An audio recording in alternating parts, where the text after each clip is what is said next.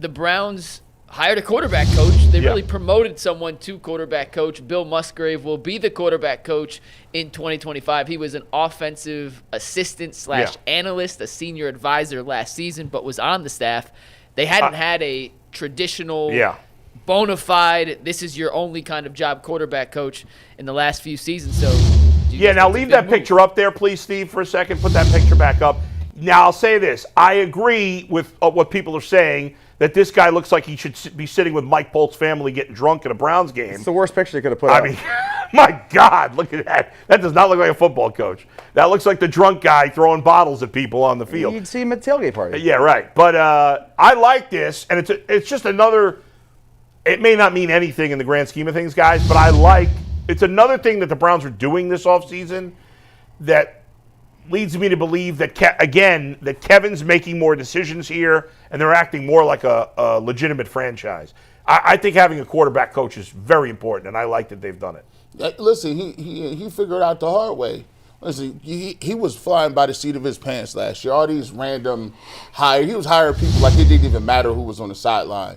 Give me somebody that's competent, that's going to talk to these quarterbacks, and if you're going to call these plays, you better concentrate the hell on calling these plays. You get you a coordinator, you get you a quarterback coach that's with him, that has done it before, and you better be calling the plays of your life, Kev. That's what we want. It looks like you got the picture.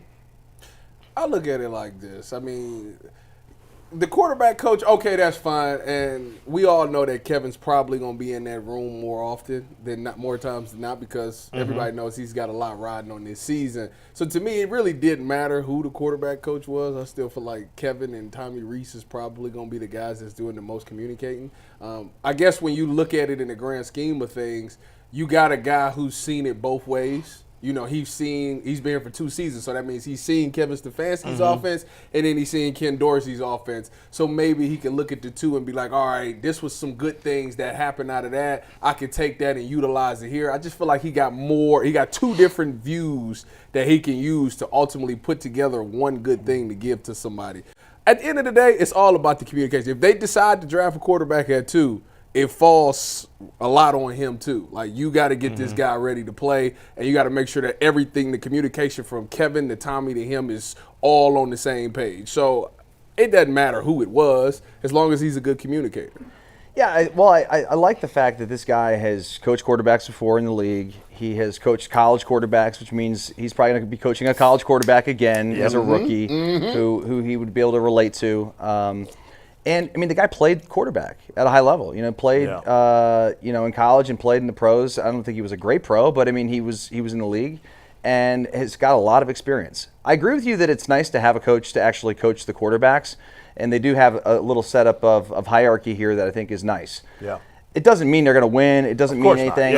I do hope that it means that Kevin Stefanski is getting his way. He's getting able to kind of pick and choose what he wants, and saying, listen, guys, this is the only way that it's going to work, is if you give me the ability to put people in place that I feel like I can delegate power to, and then give me the play calling back, and then away we go. I think that's the only chance this team has of going anywhere with Kevin Stefanski. I do think it is. It does speak volumes of the fact that Kevin went and got guys who works a lot with Tommy, and this Bill guy that's worked with young quarterbacks. Like, it does make it look like, all right, they're probably going to take a quarterback.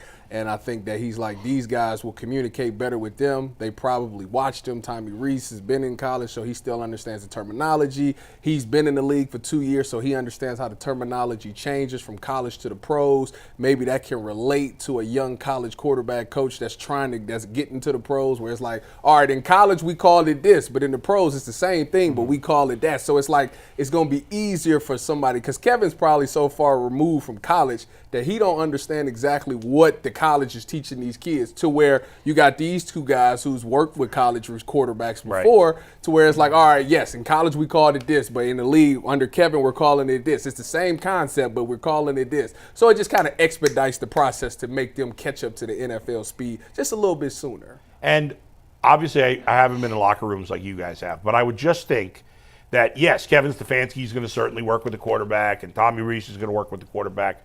But they can't spend all their time with the quarterback. There are other responsibilities that those guys have. So when you have a quarterback coach, that's it. That's his room. It's the 3 guys, whatever, maybe 4 in camp, and obviously spending a lot of time with the starter. So if you have a young quarterback and he's struggling with whatever, maybe it's something like you don't even think of, like he's having a hard time finding an apartment to live, or he's having trouble with his girlfriend. I don't know. Maybe the quarterback coach is the guy he can talk to. It might be something as simple as that. Maybe not, but I don't know. Like just little things that you have your guy for. I just always thought that was it's like a important. confidant. It's like having your own personal therapist. Yeah. You know, somebody you can go talk to that can relate. Each team got one of those type of guys. What's the guy for the? Usually it's the strength coach. No, it's not the strength coach. No, they got a dude, a player personnel guy. What's his name? Like Ron or something like that? Ron Jeremy? No, stop it. Ron I'm Rivera? surprised you knew who that was. Yeah, what do I look like? I'm under a rock. What, you're young? He was on VH1. Oh, really? Yeah, with Flavor Flav. Yeah. Did you know that? Isn't he dead?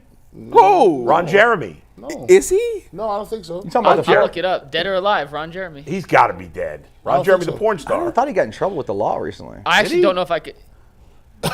Yeah, you might not want to Google Yeah, that. Hey, McNuggets, that was a setup. See how you He got was it? trying to get me canceled. Dude, Boys trying to get- we are the on guy the is the KY. GOAT. Let's face it. And forget Tom Brady. Ron Jeremy's the GOAT. Anyway, go. We'll get back to the Browns sure and he's we'll in talk jail? plenty of quarter. There's some crazy stuff coming out from some members of the media about what the Browns may do it too. That's coming up later.